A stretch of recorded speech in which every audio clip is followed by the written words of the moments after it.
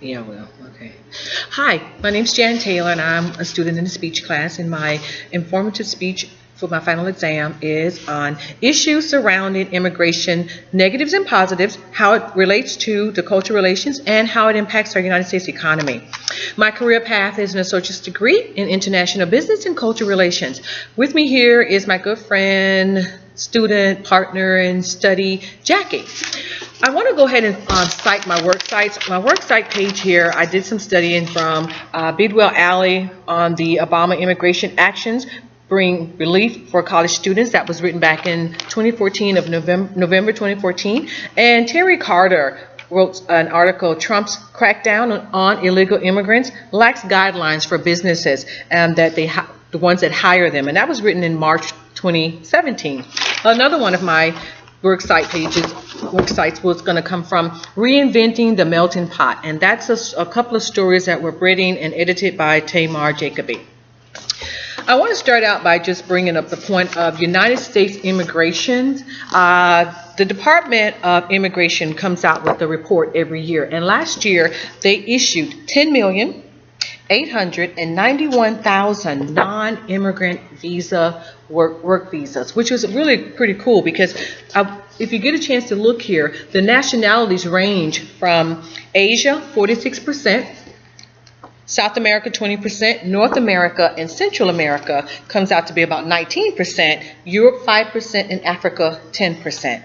The age distribution of the immigrants is between 18 and 64, and that's 80% within that range, which is really cool. It kind of sets a standard of where the workforce is and why it's so strong as it is with the immigrants being here. The United States immigration laws significantly impact our international economics as they relate to the international student base. And I want to point out that the countries who send the most students into the international programs are China, India, and Saudi Arabia. And between those three, they actually put in a whopping $32.4 billion or $32.8 billion last year into our economy. That's why we as a people have to fight for the immigration and the goodness that it brings to our country. The other thing is there's negatives, and the negatives that are pointed out in our base is that when the workers do get to stay here longer, and I'll explain it to you how the students actually got an extension, a lot of the employers hire them, but they hire them based on the fact that they don't have to pay the Medicare and the Social Security taxes, and that's can fall in the lines of discriminatory. So with that said, we do need to do some work with that, but I don't think it's enough to ban the whole system.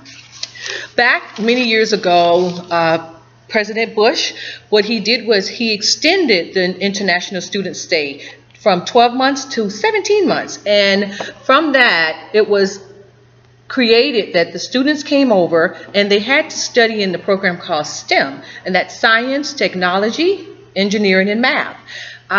Since that time, when President Obama came into office a couple of years ago, he extended it even more, showing that they bring in such a positive factor to our economy. He extended an additional 29 months. So after that person graduates, they get to stay here 29 extra months into the country, acclimate themselves, build our economy. And if you notice, most of those international students do come here and they study high-tech careers, computer science, biology, medical, mathematics, engineering.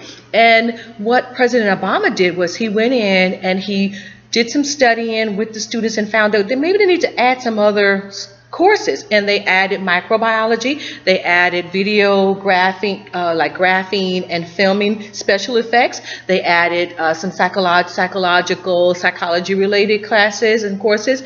So with that said, that is enough to say that as a whole, we as a people from the government on down have to come together and build something on the positives and not allow the negatives to bring us apart, because we're already one. Of course, I know, yeah, there are people who believe that the wall should work, but in reality, the wall doesn't work because there's more pluses than there are minuses. And if you can unite as a culture, and you bring your heritage and I bring my heritage, then what we have is an awesome America. And you know what? My friend here, she's getting a little emotional because that's what this whole subject is all about. It's to bring us together, make us stronger, because we're already strong right now. So when I end with this note. You know what? America is great now. What do you think, Jackie? It is. It is. Thank you for your time.